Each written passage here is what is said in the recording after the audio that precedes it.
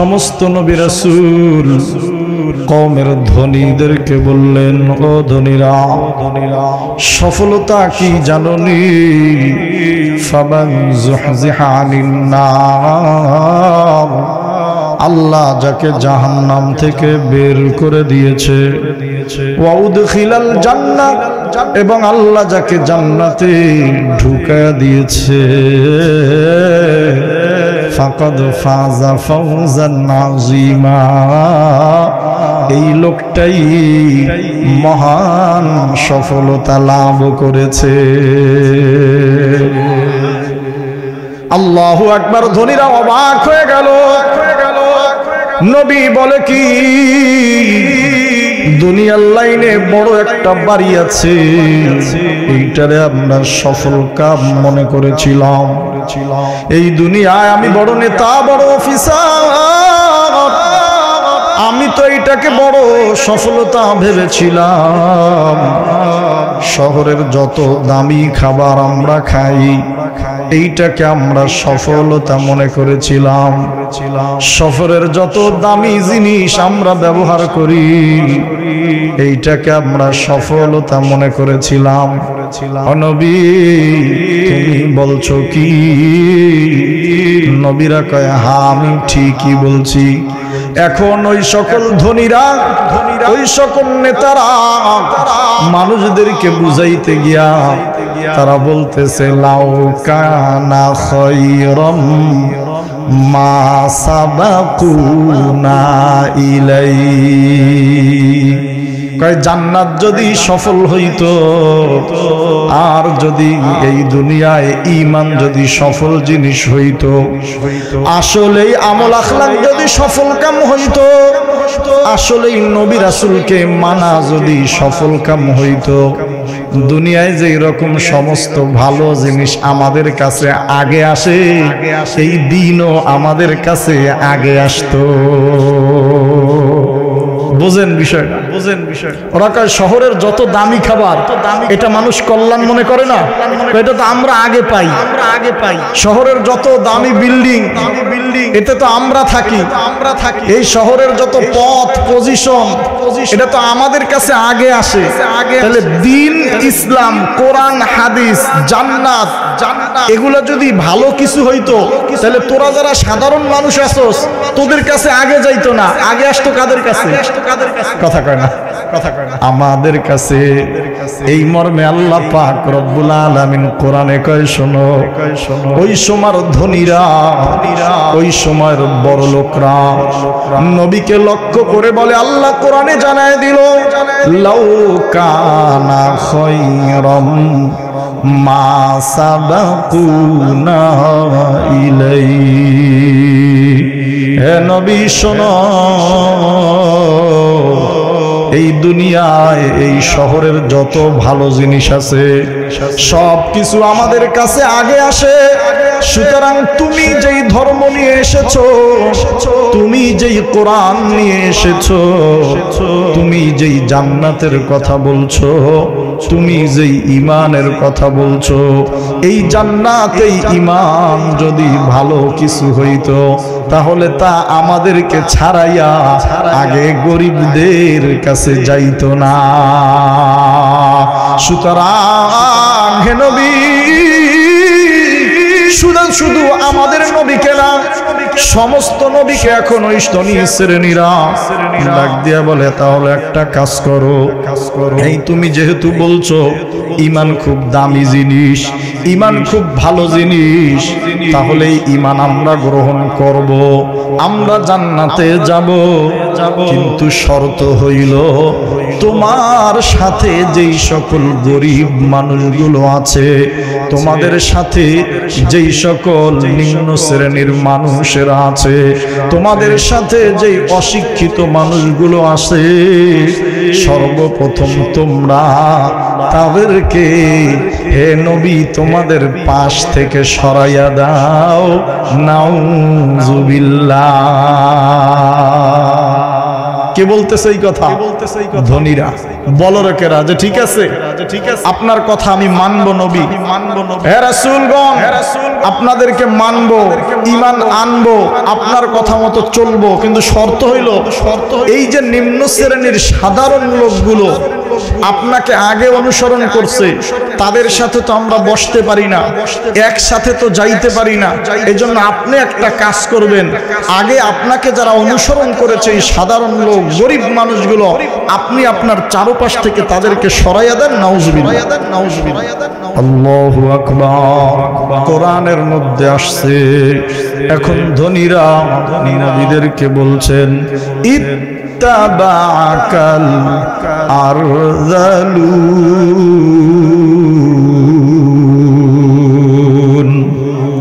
হে নবী, আপনাকে তো অনুসরণ করেছে সাধারণ লোকরা, সুতরাং আপনি তাদেরকে ছেড়ে দেন, তাহলেই আমরা আপনাকে মেনে নিব।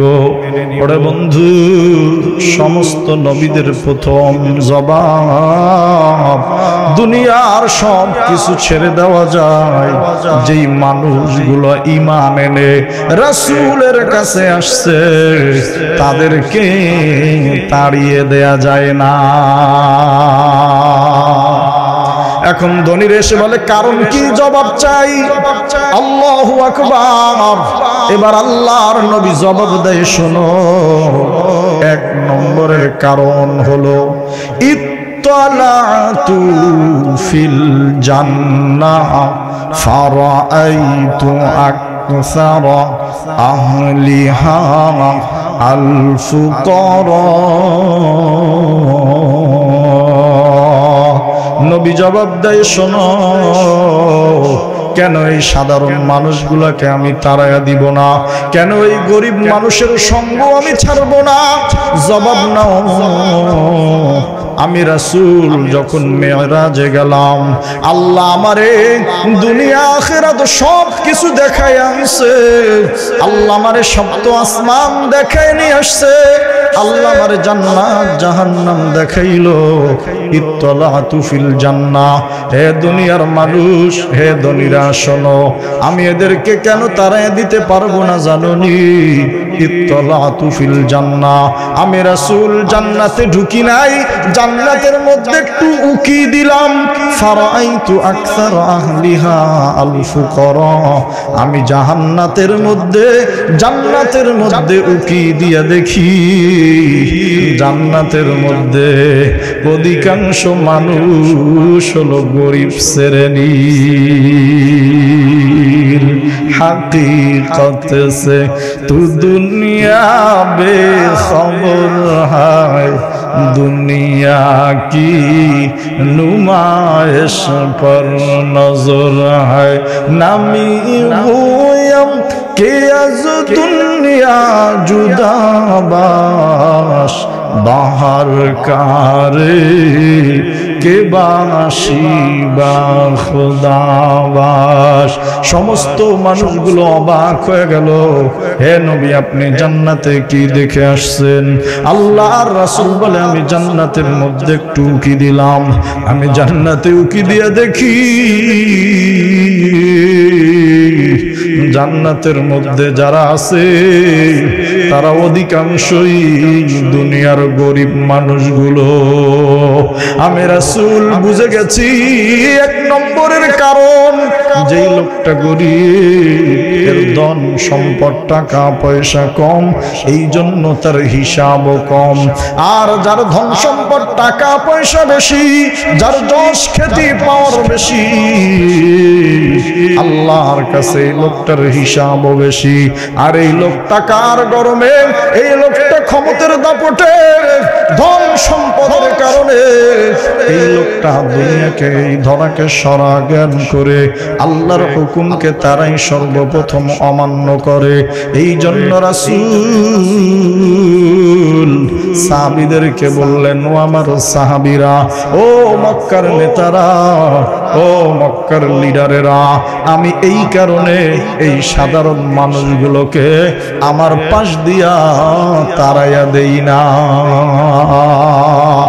এই 1450 বছর থেকে নিয়ে আজ পর্যন্ত কোরআন হাদিসে যা পড়লাম মিলায় দেখি কথা ঠিক, আজও পর্যন্ত নবীর ওয়ারিস উলামায়ে কেরামের সাথে যাদের বন্ধুত্ব, এরা হলো এই সমাজের জনসাধারণ মানুষ। কথা বলেন ঠিক কিনা? ওরে বন্ধু, এবার আল্লাহর রাসূল জিব্রাইলকে প্রশ্ন করেন, জিব্রাইল কারণ কি? অনেক ধনী মানুষ আছে লক্ষ লক্ষ কোটি কোটি টাকা দান করে, অনেক ধনী মানুষ আছে তারা বিভিন্ন সময় সদকায়ে জারিয়া করে, অনেক ধনী মানুষ আছে মসজিদ আর দ্বীনি প্রতিষ্ঠান বানায় দেয়, মুসলমানের কল্যাণে লক্ষ লক্ষ কোটি কোটি টাকা ব্যয় করে। আল্লাহু আকবার। আল্লাহর নবী প্রশ্ন করলেন, আল্লাহ পাক রব্বুল আলামিন নবীর প্রশ্নের জবাব দিতে গিয়ে বলে, শোনো, আল্লাহু মুত্তাকাসুর হাত্তা যুরতুমুল মাকাবির। টাকা পয়সা যখন বেশি হয়ে যায় নবী, তখন এই দুনিয়ার প্রতিযোগিতা আল্লাহ আল্লাহ অর্থ হলো তারে ভুলাইয়া দেয়। এই খালি টাকা চাই, পয়সা চাই, ক্ষমতা চাই, পাওয়ার চাই, এই মোহ তারে আল্লাহকে ভুলাইয়া দেয়, দিনকে ভুলাইয়া দেয়, দুনিয়ার সমস্ত ভালো কাজ থেকে তারে বাধা দেয়। ওরে বন্ধু,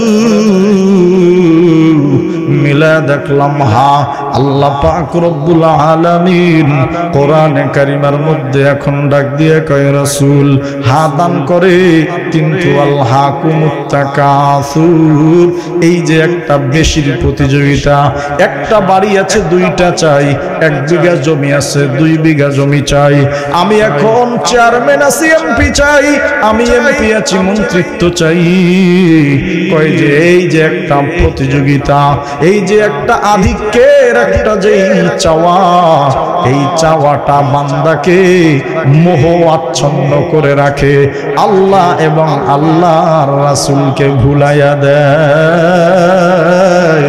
এই জন্য আমি রাসূল সাধারণ মানুষগুলোকে জান্নাতে বেশি দেখে আসছি। আল্লাহর রাসূলের জবাব শুনে সাহাবীরা চোখের পানি ছেড়ে দিল। আল্লাহু আকবার। সাহাবীরা ডাক দিলেন, ইয়া রাসূলুল্লাহ, তাহলে কি আমরা সম্পদ কামাবো না? তাহলে কি আমরা ধনী হব না?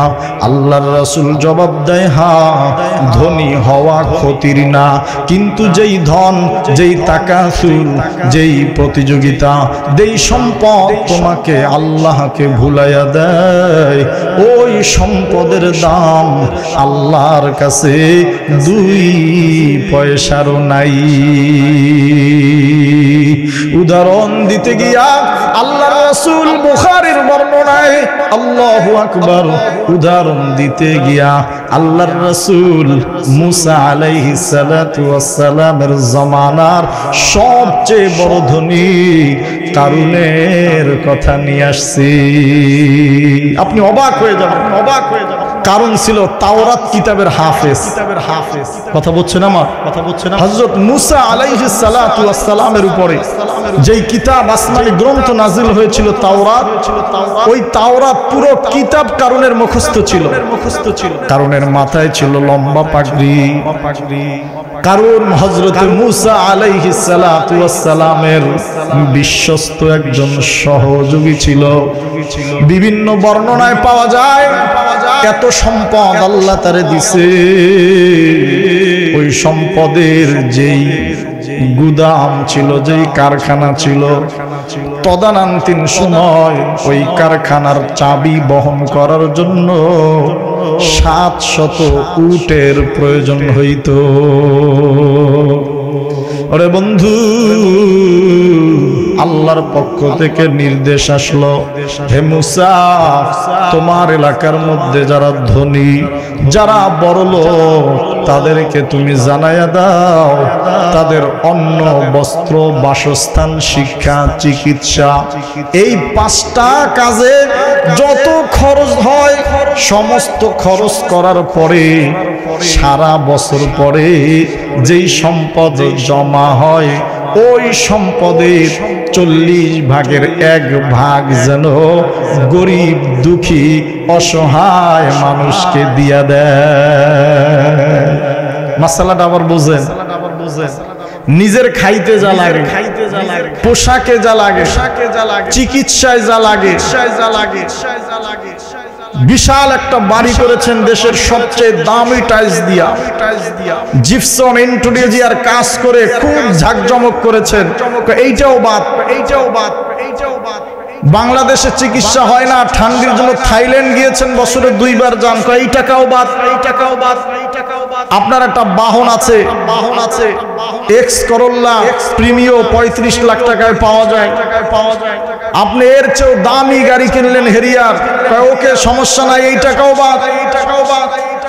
আল্লাহ পাক রব্বুল আলামিন নির্দেশ দিলেন যে এই সমস্ত খরচের পরে বছর শেষে তোমার যেই টাকা থাকবে এটা যদি নেশাব পরিমাণ হয় তাহলে 40 টাকায় কয় টাকা দিবা? কথা কয় না, কথা কয় না। 40 টাকায় কয় টাকা? আপনারা বুঝে থাকলে বলুন। হযরত মুসা আলাইহিস সালাতু ওয়াস সালাম এই যে 40 টাকায় 1 টাকা চাইলেন নিজের জন্য নি। কথা বলেন না কেন? কথা বলেন নিজের জন্য, নিজের জন্য। হ্যাঁ হ্যাঁ, কাদের জন্য? কাদের জন্য? জোরে বলতে হবে, কাদের জন্য? তবে কাদের জন্য? এখন মজার ব্যাপার হইল, একটা লোকরে আমি 1 কোটি টাকা দিলাম, সারা বছরের খরচ যা লাগে করার পরে অবশিষ্ট তার কাছে যেই টাকা আছে ওখান থেকে আমি মাত্র 1 টাকা চাইলাম, 40 ভাগের 1 ভাগ, 100 টাকায় 2.5 টাকা আমি চাইলাম যে আমারে না, এটা আমার এলাকার কিছু কারে দাও, কিছু কারে দাও, গরিবরে দাও। আচ্ছা বলেন, যার ভিতরে ন্যূনতম কমন সেন্স আছে, ন্যূনতম বুঝ আছে, এ কি আমারে কোনো দোষারোপ করবে? কথা বলেন না কেন? কথা বলেন না কেন? দিলাম কে? আমি। আমি। আল্লাহ কয় মুসা সম্পদ আমি তারে দিছি, অন্ন বস্ত্র বাসস্থান শিক্ষা চিকিৎসা মানুষের এই 5টা মৌলিক অধিকারের পরে পরে জানাইয়া দাও যারা ধনী আছো তারা যেন 40 ভাগের 1 ভাগ, 100 টাকায় 2.5 টাকা, 1000 টাকায় 25 টাকা, 1 লক্ষ টাকায় 2500 টাকা যেন আল্লাহর রাস্তায় গরিব দুঃখীরে বিলায়া দেয়।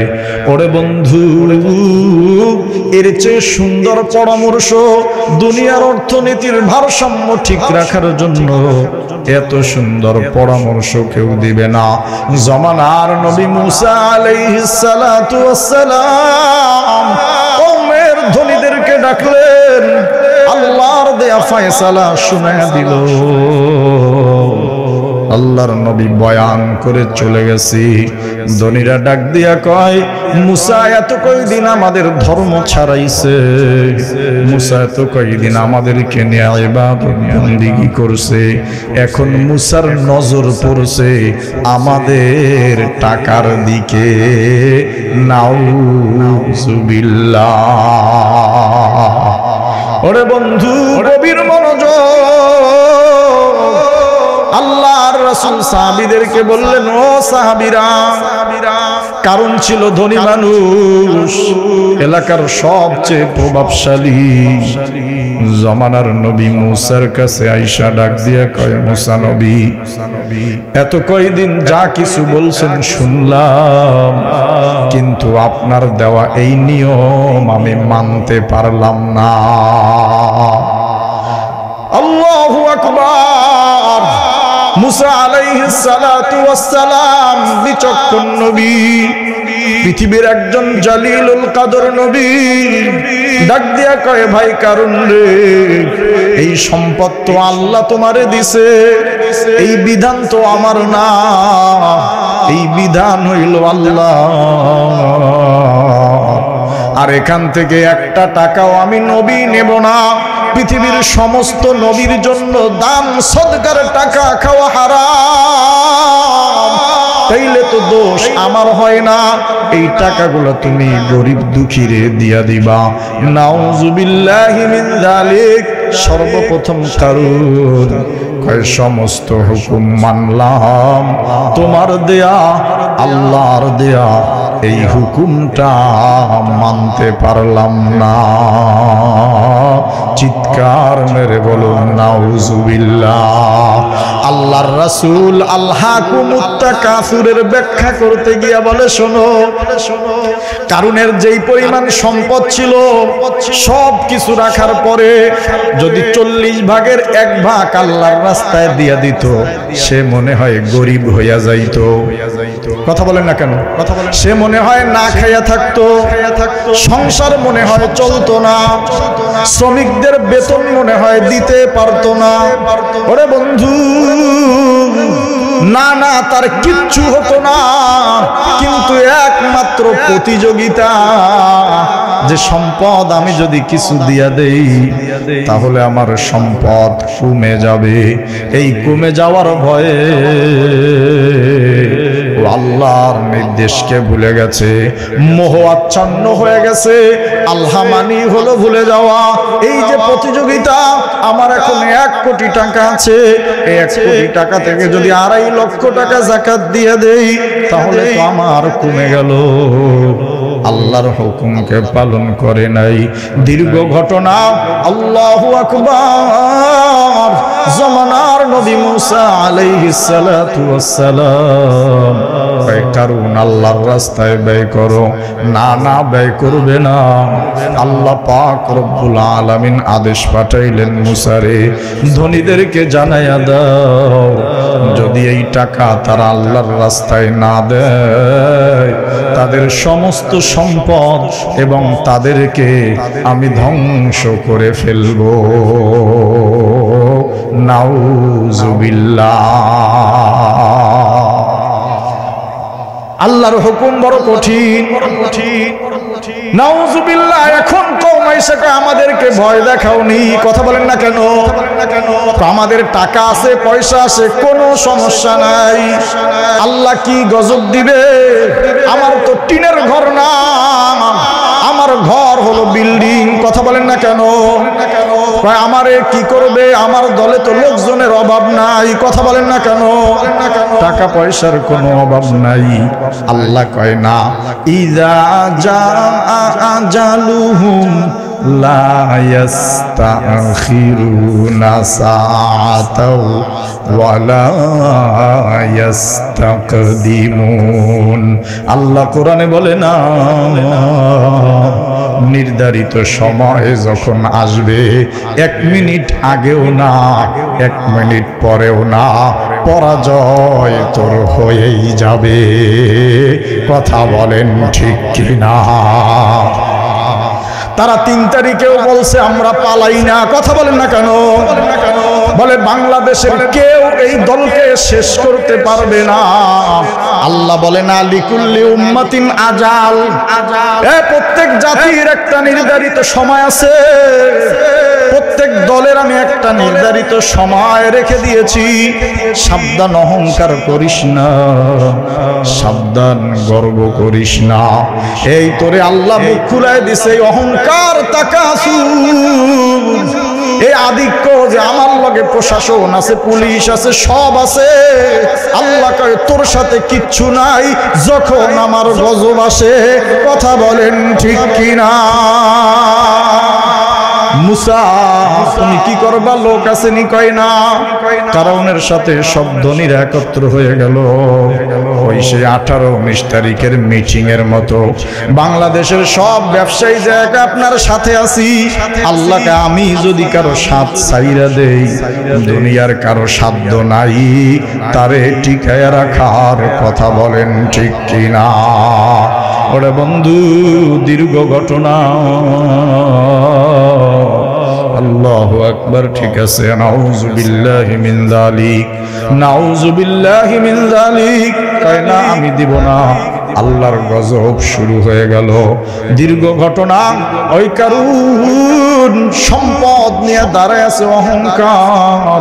আল্লাহ কয় তোর সমস্ত সম্পদ সহ, তোর লোকবল সহ, তোর পাওয়ার সহ আমি মাটির সাথে মিশায়া দিব।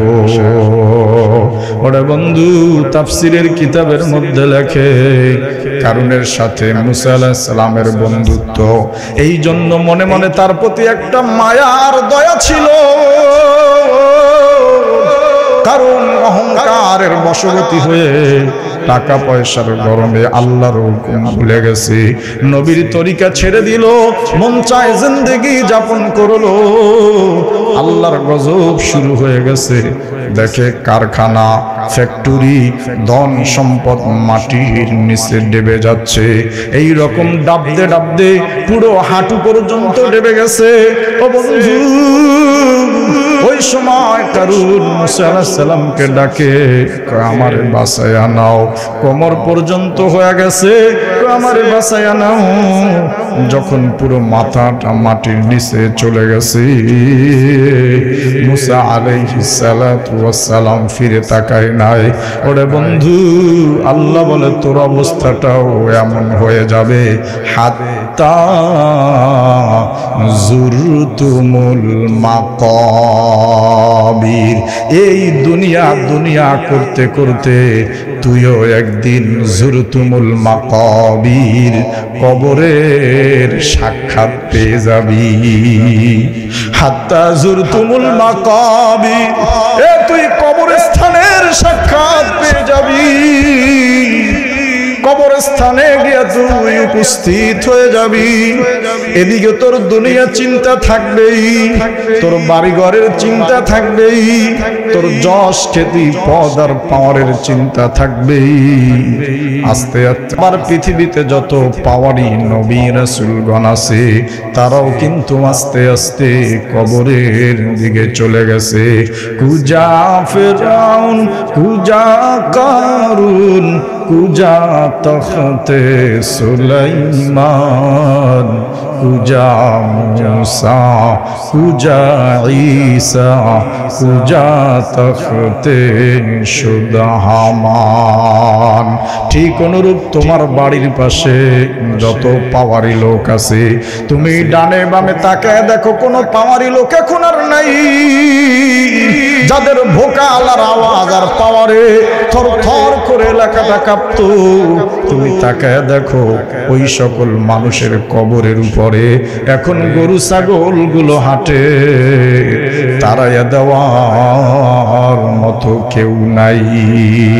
আল্লাহর রাসূল সাহাবীদেরকে বললেন, সমস্ত সাহাবীরা পেরেশান, ইয়া রাসূলুল্লাহ কথা তো চির সত্য কথা, আপনি আমাদেরকে বলছেন আসলেই তো মানুষ দুনিয়া দুনিয়া করতে করতে আসলেই মানুষ এই আধিক্য, টাকার আধিক্য, সম্মানের আধিক্য কামাইতে কামাইতে কবরের দিকে চলে যায়। তাহলে এখন আমাদের করণীয় কি?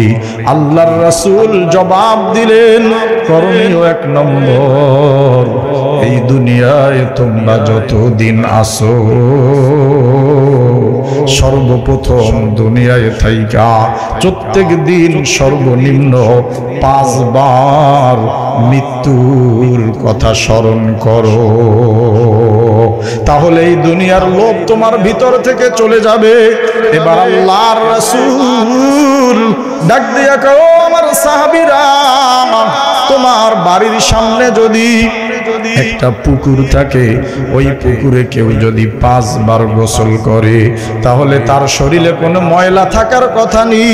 সাহাবীরা ডাক দেয়া কয়, রাসূল না না না, কারো বাড়ির সামনে যদি একটা পুকুর ঝর্ণা থাকে, কেউ যদি ওখানে 5 বার গোসল করে তাহলে তার শরীরে কোনো ময়লা লাগার কথা না। আল্লাহর রাসূল কয়, ঠিক অনুরূপ কোন মানুষ যদি 5 ওয়াক্ত নামাজ পড়ে, 5 ওয়াক্ত নামাজের পরে 5 বার মৃত্যুর কথা স্মরণ করে, তাহলে ওই লোকটার গায়েও দুনিয়ার কোন গুনার দাগ লাগতে পারে না। ওরে বন্ধু, এখন আপনি বলতে পারেন হুজুর আমি তো একজন খেটে খাওয়া মানুষ, আমি 24 ঘন্টা মাঠে ময়দানে কাজ করি, আমি একজন গাড়ি চালক, হুজুর চাইলেও আল্লাহ আল্লাহর হুকুম মানতে পারি না। হুজুর আমি সভাপতি, হুজুর আমি নেতা, আমি সমাজের সমাজপতি, অনেক কাজ আমার করতে হয়, এই জন্য চাইলেই আল্লাহর দেয়া হুকুম অনুযায়ী চলতে পারি না। হুজুর আল্লাহর বিধান মতো আমি চলতে পারি না। রাসূল বলে এটাও মিথ্যা কথা, কারণ ও দুনিয়ার মানুষ, আমি এমন একটা সাহাবীদের জামাত রেখে গিয়েছি যারা একদম দুনিয়ার সমস্ত কাজের সাথে সাথে আখিরাতের কাজও পরিপূর্ণ রূপে করেছে। সাধারণ এই গুনারিপাড়া বাজারে ব্যবসা করে, মুরব্বি 5 ওয়াক্ত নামাজ হইছে নি, হুজুর দোকান বন্ধ করে যাব কিভাবে? হুজুর ব্যবসা আছে বুঝবেন কি, আপনি তো শুধু নামাজ রোজা করেন, এই ধরনের কথা বলে না। কত নেতার দুনিয়ার কোনো খোঁজ নাই। আল্লাহর রাসূল কয় না, সাবধান হয়ে যাও, এই দুনিয়ার কাজও চলবে, আখিরাতের কাজও চলবে। হাদিস থেকে একটা উদাহরণ দিলে ইনশাআল্লাহ আরো পরিষ্কার হয়ে যাবে। ওরে বন্ধু, যারা ধনী আছেন, যারা নেতা আছেন, যারা সম্মানিত ব্যক্তি আছেন, সমাজে অনেক কাজের সাথে যারা জড়িত, একটা উদাহরণ নিয়ে নেন, আপনার জীবন পরিবর্তন হয়ে যাবে। আল্লাহর রাসূল দুনিয়ায় নাই, হযরতে আবু বকর দুনিয়ায় নাই, হযরতে ওমর রাদিয়াল্লাহু তাআলা আনহুর শাসন আমল চলছে, পৃথিবীর 52টা রাষ্ট্রের প্রধানমন্ত্রী। আল্লাহু আকবার। ওমরের একজন বিশ্বস্ত লোক, তার নাম হলো হযরতে আমের, একদম সাদাসিধা মানুষ, চলাফেরায় খুব সাদাসিধা, খুব বিচক্ষণ, অত্যন্ত শিক্ষিত। ওমর রাদিয়াল্লাহু তাআলা আনহু তারে ডাক দিছে, হে আমর, আমি তোমারে হিমস নামের আমাদের একটা প্রদেশ আছে, ওই হিমসের গভর্নর, মুখ্যমন্ত্রী তোমারে বানাইতে চাই। বলেন একটা রাজ্যের কি প্রধানমন্ত্রী, একটা রাষ্ট্রের কি, একটা রাজ্যের মুখ্যমন্ত্রী, গভর্নর বানাইতে চায়। কারে? এক লোকরে ডাক দিয়া। আচ্ছা আপনারা বলেন, এই দেশের যিনি প্রধানমন্ত্রী, রাষ্ট্রপতি, যদি এই ইউনিয়নের নাম আমি জানি না, যদি কোনো এক লোকরে ডাক দিয়া প্রধানমন্ত্রী কয় কথা ফাইনাল, নির্বাচন কিচ্ছু হবে না, তোমারে আমি এলাকার এই ইউনিয়নের চেয়ারম্যান বানায় দিব, কয়টা লাভ দিবে কোন? কথা কয় না। হ্যাঁ, ওই যে মুরব্বি কইছে 100 দ্বারা সে বেশি বুঝাইছে। কথা বলেন না কেন? আল্লাহু আকবার। গভীর মনোযোগ। আমর ডাক দিয়া কয়, খলিফাতুল মুসলিমিন, এত বড় একটা প্রদেশের আমারে গভর্নর বানায়া দিবেন, মুখ্যমন্ত্রী বানায়া দিবেন, কিন্তু আমি হইতে চাই না। কয় কারণ কি? দুইটা কারণ। কয় 1 নম্বর, আমার দ্বারা জনগণের খেয়ানত হইয়া যাইতে পারে, আর 2 নম্বরে এই দুনিয়ার আমির উমারার পদ নিলে আল্লাহর হুকুম আহকাম পালনে ব্যাঘাত ঘটতে পারে। ওমর খলিফাতুল মুসলিমিন বুঝে ফেলছে এই লোকটাই পারফেক্ট। আল্লাহু আকবার। বুঝে ফেলছে এই লোকটা পারফেক্ট, আর কোনো কথা নাই। যা ছোট্ট একটা পুটলি নিয়া হিমসে গিয়া হাজির। হিমসের মানুষের কাছে চিঠি চলে গেছে, খলিফাতুল মুসলিমিন ওমরের পক্ষ থেকে তোমাদের এলাকার মুখ্যমন্ত্রী নির্ধারণ করা হয়েছে, আজকে আসবে। আল্লাহু আকবার। শহরের মেন দরজা, শহরের মেন রাস্তায় সবাই দাঁড়ানো, তাকায় আছে আমাদের গভর্নর আসবে। কি যেন একটা রাজকীয় ব্যাপার।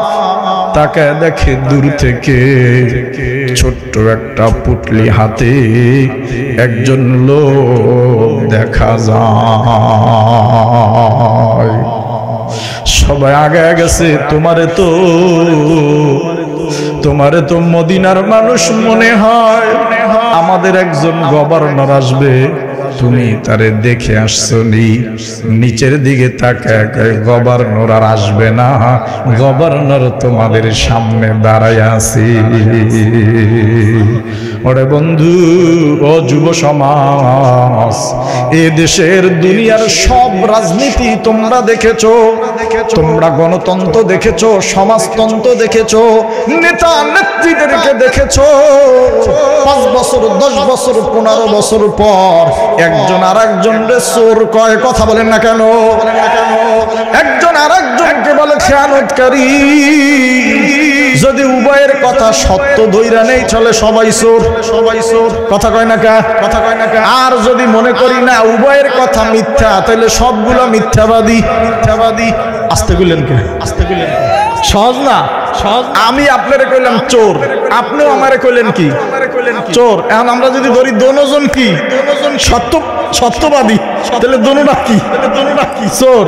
আর যদি কই না এই দোনোটা মিথ্যে কথা বলছে, তাহলে দোনোটা কি বাদী? দোনোটা কি বাদী? কথা বলেন না কেন? কথা বলেন না কেন? আরে বন্ধু, কার্যক্রম শুরু হলো। একদিন, 2 দিন, 3 দিন, মাসের পর মাস চলে গেছে। হিমসের গভর্নর আমর রাষ্ট্র চালাইতেছে। আল্লাহু আকবার।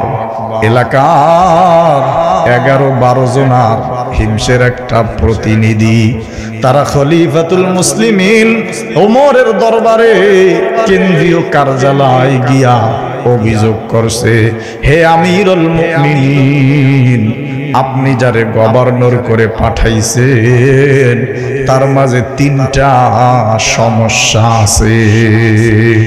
হযরত ওমরের কানে যখন এই সংবাদ পৌঁছে গেল, হযরত ওমর নবীর সাহাবী, যারে গভর্নর করে পাঠাইছে সেও তো নবীর সাহাবী। আল্লাহু আকবার। নবীর সাহাবীরা পুত পবিত্র, আল্লাহ তাদেরকে বলছে রাদিয়াল্লাহু আনহুম ওয়া রাদওয়ান, আল্লাহ তাদের প্রতি খুশি, তারাও আল্লাহর প্রতি খুশি। কি অভিযোগ? 1 নম্বরের অভিযোগ, আপনি যারে গভর্নর করে পাঠাইছেন সে প্রত্যেক দিন সকালে দেরি করে অফিসে আসে, কিংবা মাঝে মাঝে দেরি করে অফিসে আসে। ওমর কোট করলেন 1 নম্বর দোষ। 2 নম্বর দোষ কি? ওই 2 নম্বর দোষ হলো মাসে 1 দিন সে বাহিরে আসেই না, জনগণের সাথে কথা বলেই না। 2-1টা কথা বললে ঘরের মধ্য থেকে জানালা দিয়া উত্তর দেয়। কয় 3 নম্বর দোষ কি? কয় যেদিন থেকে আপনি তারে পাঠাইছেন আজ পর্যন্ত রাত্রে বেলা জনগণের কোনো কাজ করে না। খলিফাতুল মুসলিমিন ওমর চিঠি লিখে পাঠিয়ে দিলেন, আসো এই 3 প্রশ্নের জবাব দিয়া যাও। এ বন্ধু,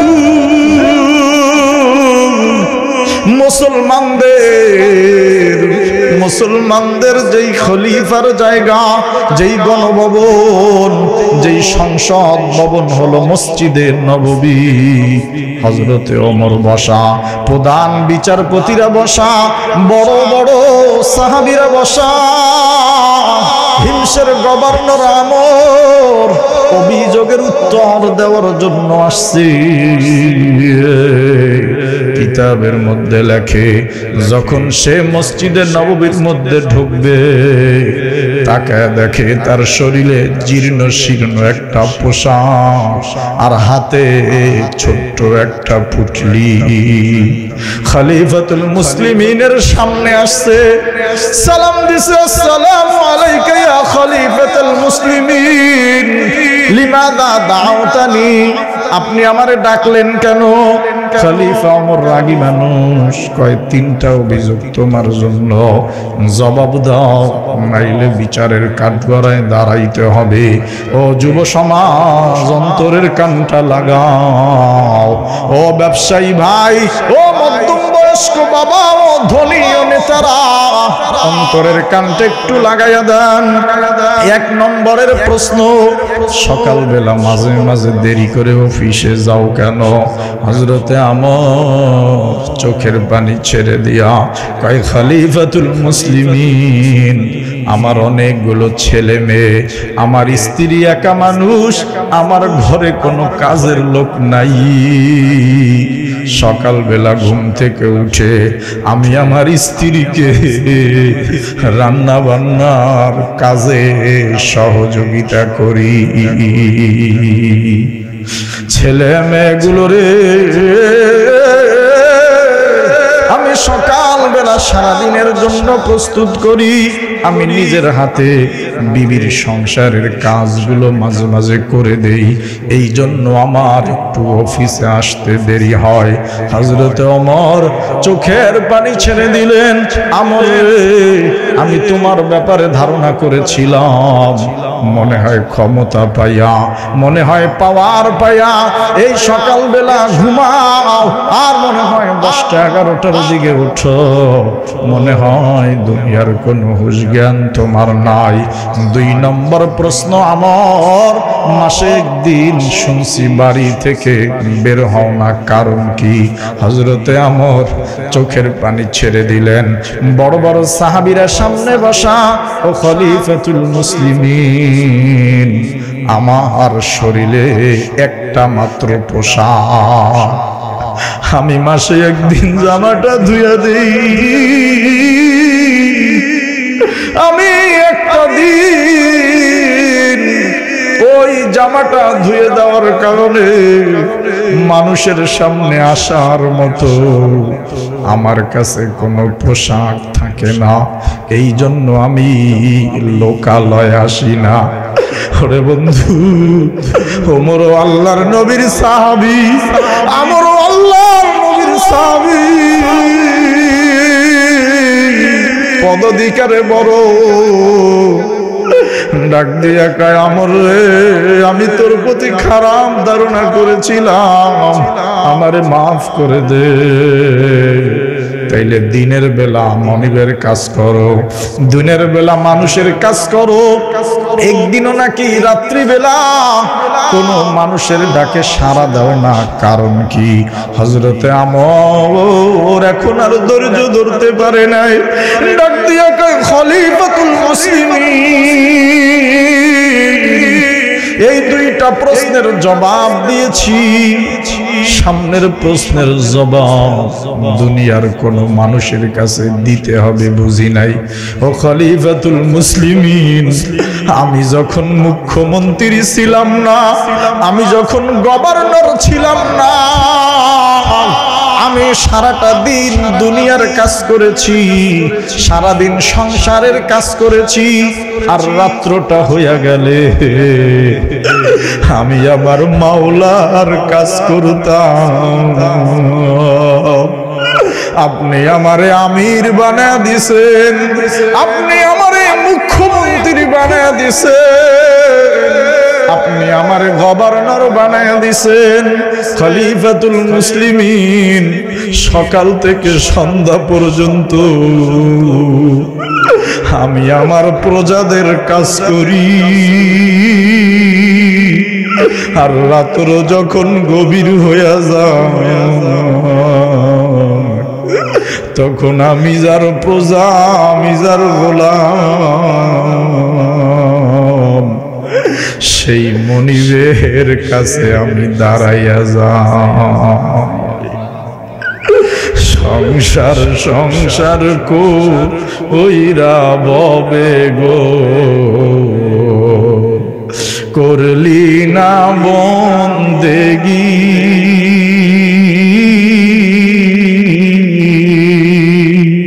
কিভাবে কাটাইবি মনরে,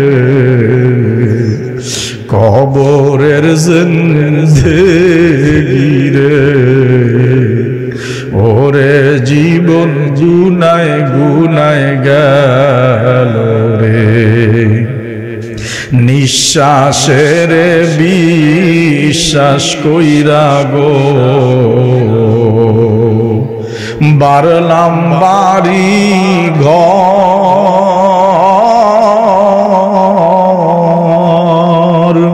কোন দিন জানি আজরাইল আইসা রে সবই করে পর রে, ওরে জীবন গুনায় গুনায় গেল রে। হযরতে আমর চোখের পানি ছেড়ে দিছে। ও খলিফাতুল মুসলিমিন,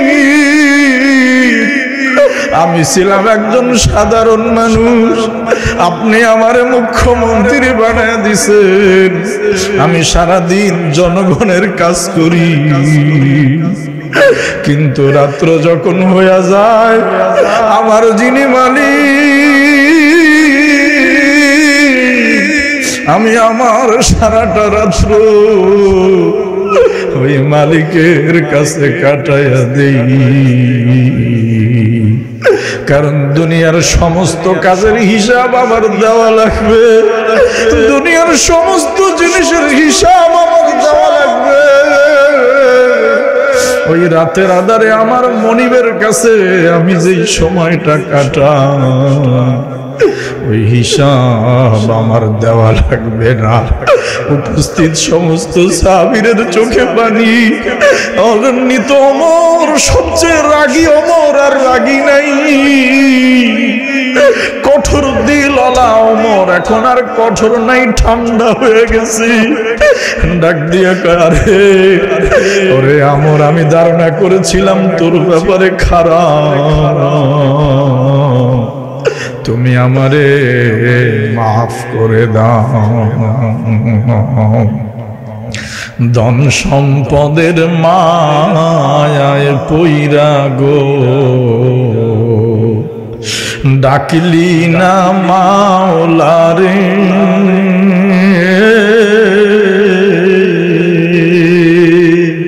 কি জানি কি উপায় হইবে রে, অন্ধকার কবরে রে, ওরে জীবন গুনায় গুনায় গেল রে, বাড়ির পাশে পুকুর পারে গো বাঁধলাম বাঁশের ঘর, ভাইও নাই তোর বান্ধব নাই রে,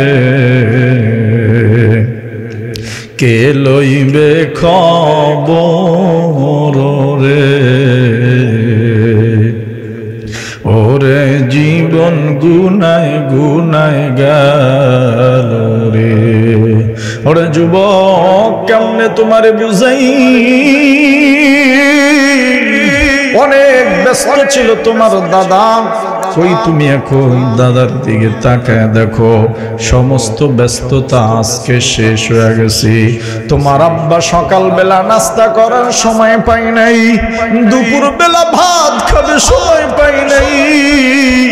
তুমি মনে করেছিলে আব্বা না থাকলে সংসার চলবে না, বড় ভাই না থাকলে মনে হয় সংসার চলবে না। আজকে তাকায় দেখো দাদার ব্যস্ততা শেষ হয়ে গেছে, তোমার বাবার কোনো ব্যস্ততা নাই, সেও নাই, দুনিয়া ঠিকই চলতেছে। ওরে যুবক, এই মাদ্রাসায় কত বছর ধরে মাহফিল হয়, এখানে কত মান্যগণ্য ব্যক্তিরা আসলো, স্টেজের দিকে তাকায়া দেখো সবাই কিন্তু এখন আর স্টেজে নাই। এই মাঠের দিকে তুমি একটু নজর দিও, অন্তরের কাম্য নজর দিয়া, মাঠে কত মানুষ ছিল ডানে বামে তাকায় দেখো কেউ নাই। সবাই কয় হুজুর গেল কই? যারা অবুঝ কয় মনে হয় ঢাকা গেছে। যারা অবুঝ কয় হুজুর মনে হয় বাড়ি থেকে আসে নাই। আর যাদের বুঝ আছে তারা একা একা কান্দে, কয় হুজুর তারা কোনদিন আর আসবে না। ওরে যুবক, এই মাহফিলে তোমার দাদারে নিয়া, তোমার বাবার নিয়া, চাচার নিয়া, চাচতো ভাই নিয়া দল বাইদা মাহফিলে আসছো।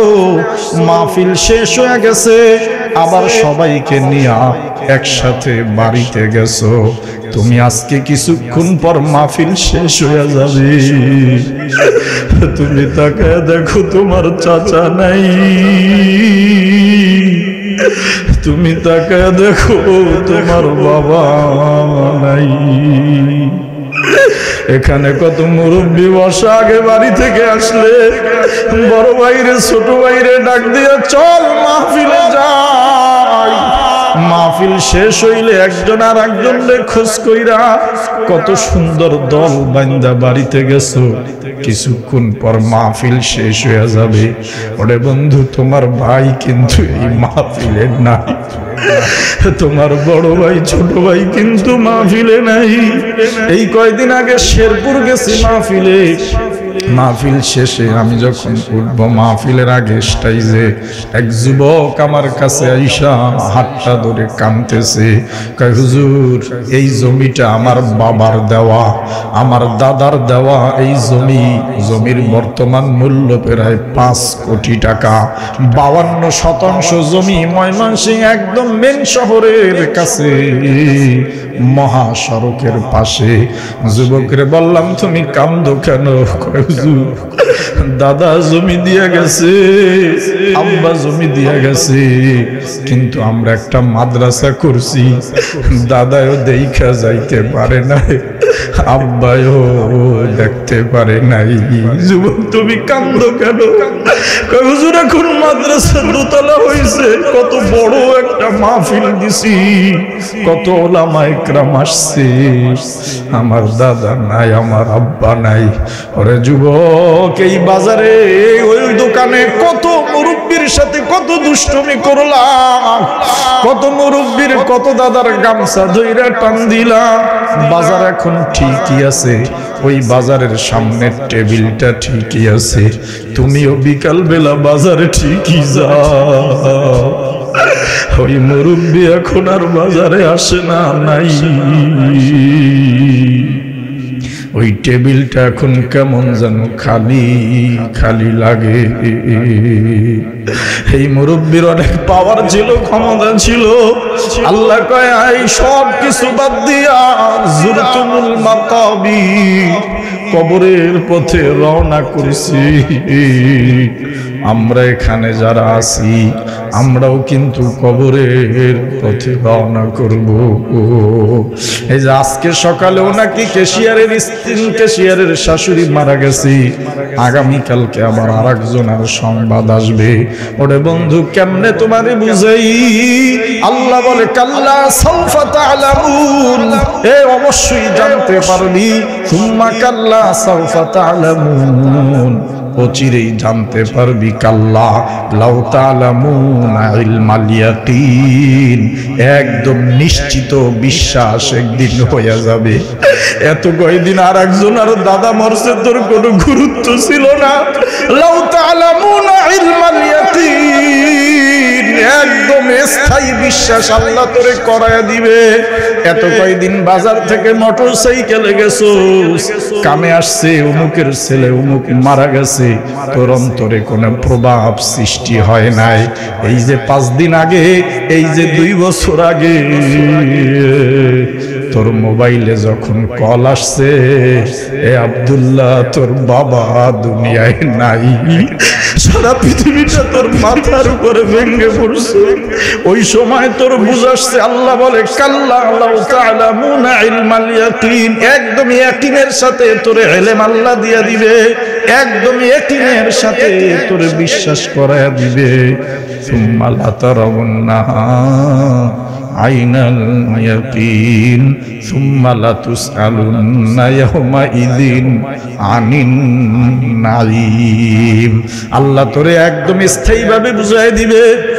প্রত্যেকটা লোক বুঝবি, বাড়ির দিকে তাকাইলে বুঝবি, এই সারের দিকে তাকাইলে বুঝবি যেই সার তোরে মারছিল সারাদিন গালি দিছ সারে রে, আজকে তুই বড় অফিসার, বাড়িতে আসো, গ্রামে আসো, যেই সার তোরে পিটাইছিল তুই গালি দিছিলি, আজকে ওই সারের কবর তুই খুঁজতেছ। স্যার আমারে পিটাইছে, আমি এখন মানুষ, আমি এখন বড় অফিসার, স্যার নাই। আল্লাহ তোরে ইয়াকিন করে বুঝায়া দিবে। এই জন্য যুবক ভাই, তোমার দুইটা পায়ে হাত দিয়া বলি, ও মধ্যম বয়স্ক বাবা, দুইটা পায়ে হাত দিয়া বলি, সাবধান, দুনিয়াটা আজকে থেকে ছাইরা দিতে হবে। এই দুনিয়ার তাকাসুর, সম্পদের আধিক্য প্রয়োজন নাই, যতটুকু প্রয়োজন আলহামদুলিল্লাহ আমার কবরের দিকে যাওয়া লাগবে, খেয়াল আনতে হবে। যদি এই খেয়াল আসে তাইলে ভালো। এইভাবে দুনিয়া চলতে চলতে সব কিছু পাই টু পাই বুঝে যাবা।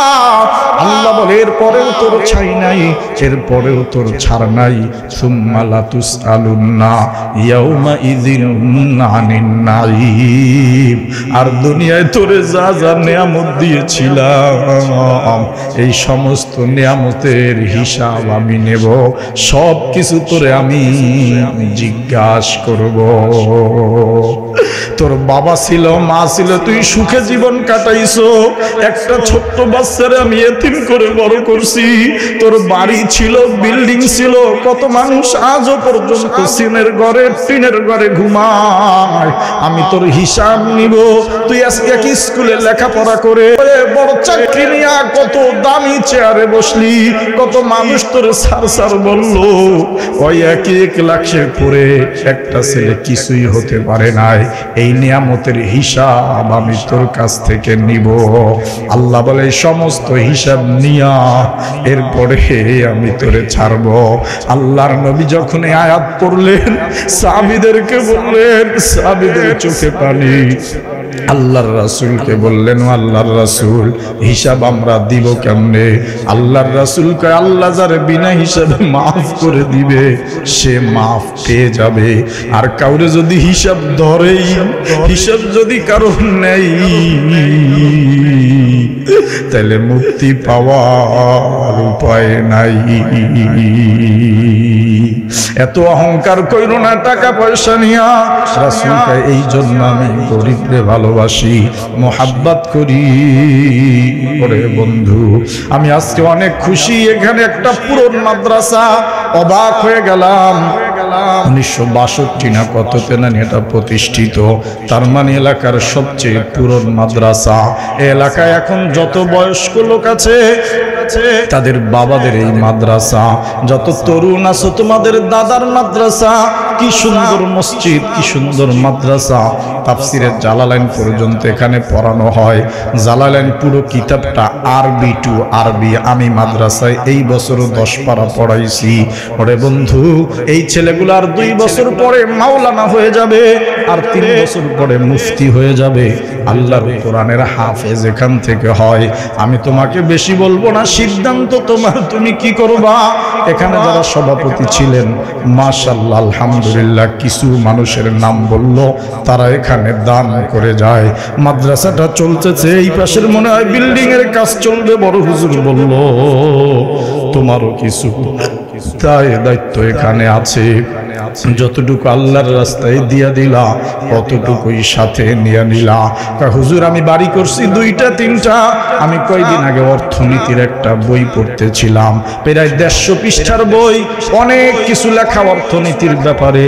সর্বশেষ লেখক কি মনে করে লেখছে, এতক্ষণ যা কিছু বললাম সবাই তো মনোযোগ দিয়া পড়েছেন, কিন্তু যতই ইনকাম করেন জীবনে তাকায়া দেখবেন শেষ ইনকাম মাত্র 3.5 গজ থেকে 4 গজ সাদা কাপড়। আমার দিলে এমন একটা ধাক্কা লাগলো, বলে কি কথা তো ঠিক, আমার 2 তলা বাড়ি, কিসের কামাই করছো? কই 2 তলা বাড়ি? তুমি তো সারা জীবন কামাই করছো মাত্র 3.5 গজ 4 গজ কাপড়। রে বন্ধু, এটাই সত্য কথা, এটাই চির সত্য কথা। এই জন্য আজকের এই মজলিস কান্নাওয়ালাদের মজলিস, ওলামায়ে কেরামের চোখে পানি। আমি কাউকে মারি নাই, গালি দেই নাই, বকা দেই নাই। যদি কোরআন হাদিস সত্য হয়, আল্লাহর রাসূল বলে তাম পৃথিবীটা আল্লাহর কাছে কোনো দাম নাই, কিন্তু বান্দার চোখের পানি আল্লাহর কাছে অনেক দাম। ওই দানে পানি এই জমিনে ঝরছে, ওই দামি পানিগুলো তোমার আমার চোখ দিয়ে পড়ছে। আল্লাহ ফিরে দিবে না, সময় বেশি নিব না।